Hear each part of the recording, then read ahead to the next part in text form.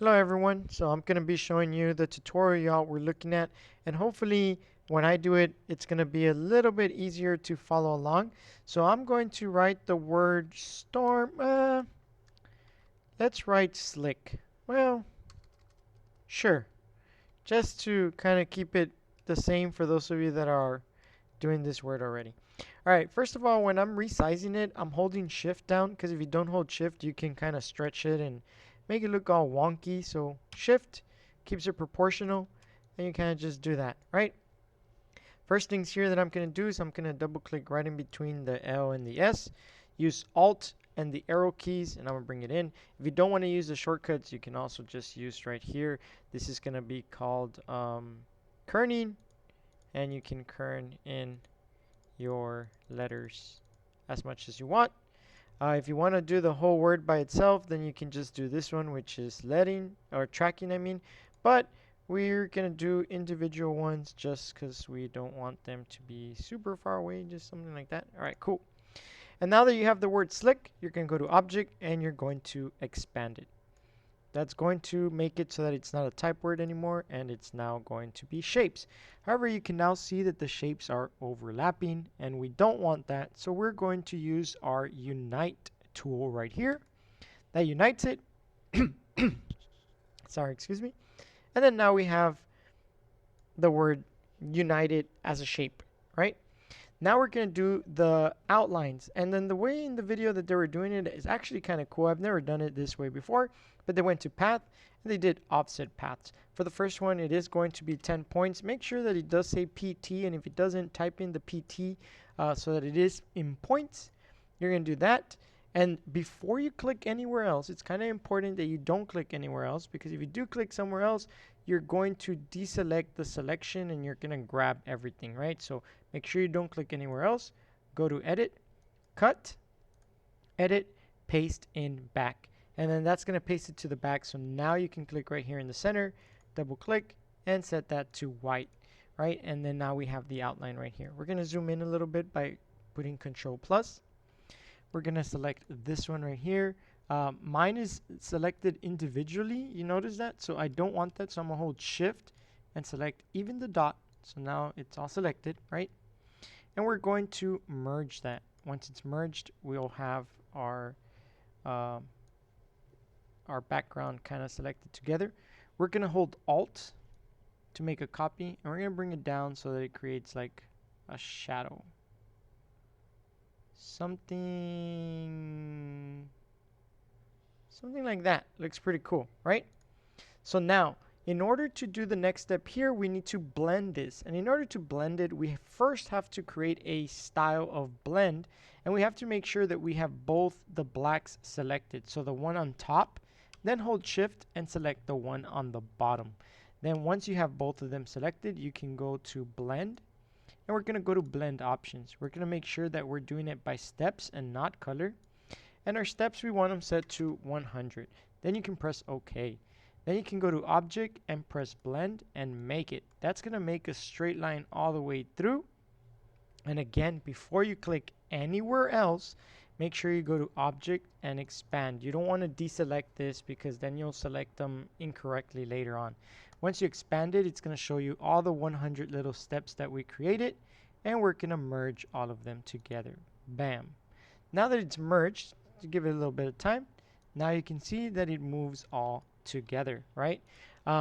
So here we're just going to erase all these little empty spots that we have in the middle so that we don't have anything kind of opened in the area. And we're going to zoom in and select one of these corners and just press delete on your keyboard and it'll get rid of it. Click one of these little corners, press delete on your keyboard and it'll get rid of it.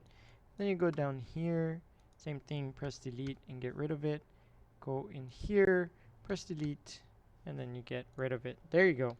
And that one, make sure that you're using the direct selection tool. That's the one that allows you to select anchor points. From there, we're going to go ahead and select the slick that is in white, and we're going to give it a gradient.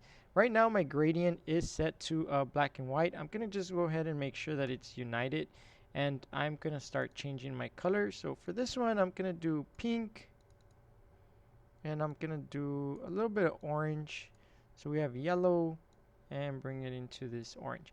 Now, I don't like the way it's starting from one side to the other, so we're going to grab my gradient tool and then just kind of start from the bottom and go up, something like that. And that gives me this like orange to pink color. I'm gonna make this just a little bit more on the orangey side.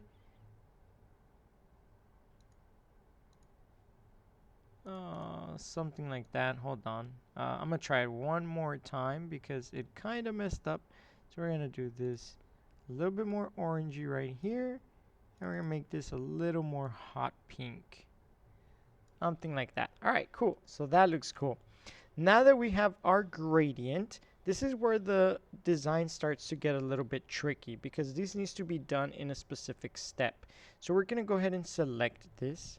We're gonna go to to edit, copy, edit, paste in front. Now it looks like nothing happened, but that's because we just made a copy and we pasted it in front. So for this one, we're going to give it a color. For this one, I'm gonna stick to this pink. And all we're going to do is we're going to go down 8 points and to the right 8 points. And we're gonna use our arrow keys to do this. So 1, 2, 3, 4, 5, 6, 7, 8. 1, 2, 3, 4, 5, 6, 7, 8. Just like so. Now we're gonna grab our gradient in the background, this gradient right here. Let me zoom in so you guys can tell the difference. I'm gonna click in the white. The orange one that I made, yours might be a different color, but this orange gradient. Then we're gonna go to Object, Path, and Offset. This one's gonna be offsetted by 8 points and press OK. And again, once you press OK, make sure you don't click anywhere else because we need it selected just the way it's currently selected right now. And so we're going to go to Object and we're going to, to Edit. We're going to Cut, Edit, Paste in front. And it's very crucial that you do these steps in this particular order. You should be able to see the slight pink that I have. In your case, it might be a different color. Just kind of poking out of the edges. If you see those poking out, if you see those poking out of the edges, then you're doing it correctly so far. So the next step right here is to unite this particular shape because you see some overlapping pieces and we don't want those. So we're going to unite it. Bam. Now it's united, right? But this step is crucial. Compound, path, and make. That's going to allow it to stay together as a solid shape. And then we're going to select the pink in the background. Go to Object, Compound Path, and make that as well.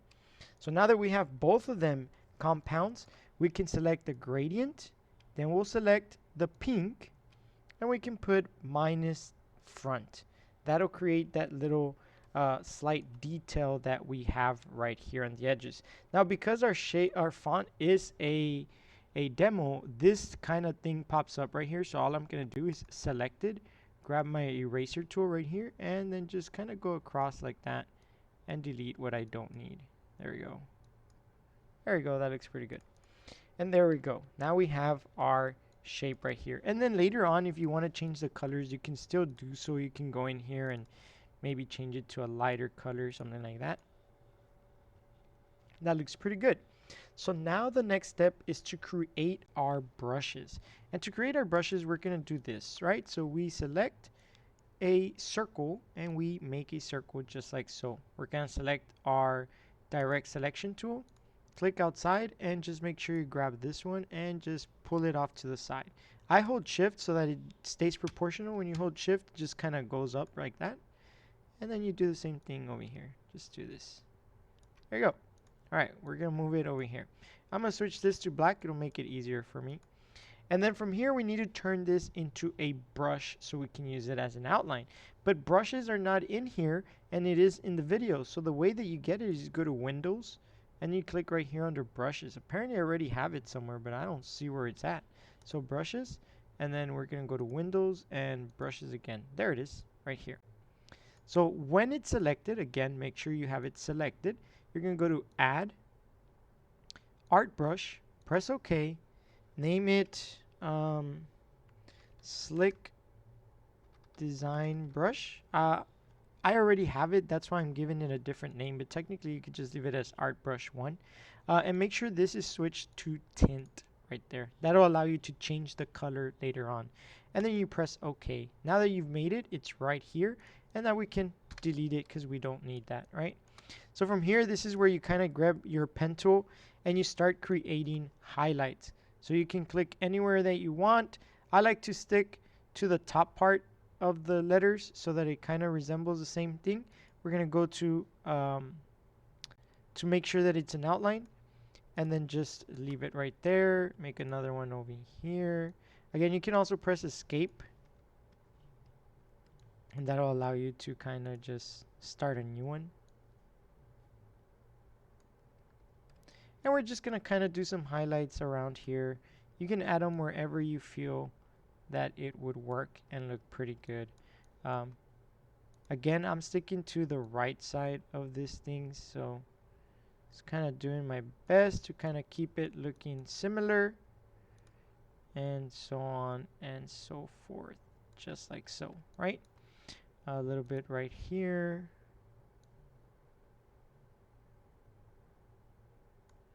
Bam, just like that. Another one here to here, something like that. One right here.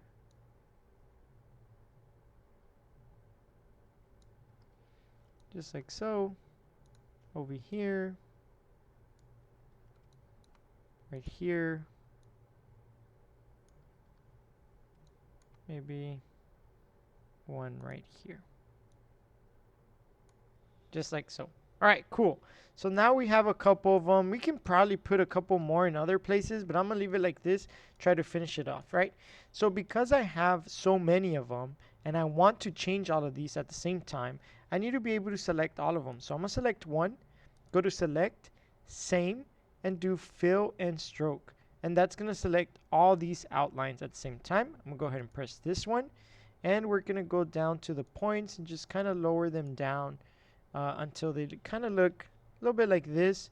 You can also type it in if you want, so you can go to like 0.15 and press OK. That looks pretty good too. And we'll change these over to white. We can also go in here to the opacity and drop the opacity a little bit by like 50%. And now we have these kind of like highlights right here. Now we're going to repeat the process and make dark ones. So I'm just going to kind of go through this relatively quick so you guys can kind of just see what I'm doing here. But we're going to do that right there. We're going to do another one over here.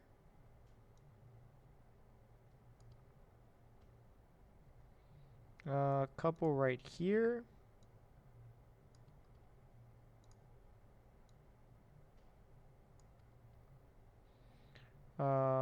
Right here. Maybe a couple like right here. Right there, right? And then we're going to go in here and select same, fill color and stroke. That selected all our old ones too, so we're going to have to use shift in order to be able to select these, just so that you don't have to do them one by one. And we're going to do that. There you go. Click on this one, switch it to black, and then make this to be 0.15. Press enter, and then we can drop this down to around 60%. And then now we have the shadows as well. So now what we can do are our circles. And in our circles, you just kind of want to have fun with it. So create one circle, make sure it is the same color as whatever color you decide to do in the background. So actually, let me change this to like maybe a little bit more kind of reddish, orangey. Something like that looks kind of cool. We'll go with that and then just copy that color right here. And then you can essentially just make smaller little ones like this. All I'm doing is holding Alt to make the copies. Oh my god. Like that.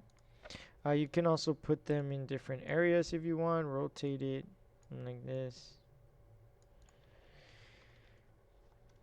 And then you just make copies, put them in different spots, you know, make sure it looks good. Do this, rotate it.